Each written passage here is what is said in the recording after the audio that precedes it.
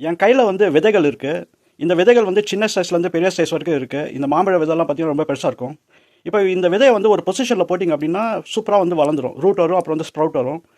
இப்போ வந்து இந்த விதையை வந்து நம்ம அப்சைட் டவுனாக, அதாவது ரிவர்ஸாக நம்ம வந்து உள்ளே வச்சுட்டோன்னா என்ன நடக்கும் அப்படிங்கிறது தான் வந்து ஒரு இன்ட்ரெஸ்டிங்கான கொஷின்.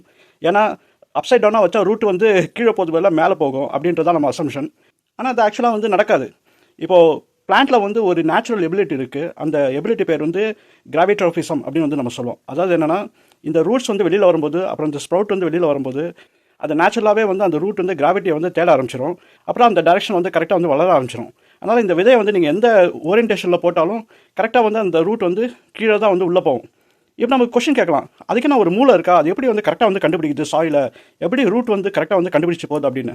அதுக்கு வந்து ரீசன் வந்து என்னென்னா, இந்த ரூட் டிப்ஸில் வந்து ஸ்டாட்டோலித்திக்ஸ் அப்படின்ற ஒரு செல் வந்து, அது ஒரு ஸ்பெஷலான செல்லு, அது வந்து அதில் இருக்குது.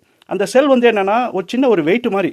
இப்போ வந்து ஒரு கயிறில் கட்டி ஒரு வெயிட் ஒன்று வச்சோம் அப்படின்னா அது வந்து கரெக்டாக வந்து கிராவிட்டி நோக்கி தான் வந்து போகும்.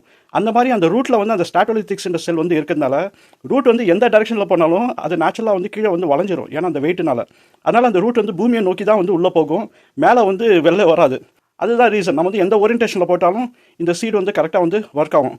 ஏன்னா நம்ம கரெக்டான ஓரியன்டேஷனில் போட்டால் கொஞ்சம் ஃபாஸ்ட்டாக வெளியில் வரும், தப்பான ஓரியன்டேஷனில் போட்டால் கொஞ்சம் நேச்சுரலாகவே அது ஃபிகர் அவுட் பண்ணிவிட்டு கடைசியில் ஸ்ப்ரவுட் வந்து பூமிக்கு மேலேயும் ரூட் வந்து பூமிக்கு கீழே உள்ளே போக ஆரம்பிச்சிடும்.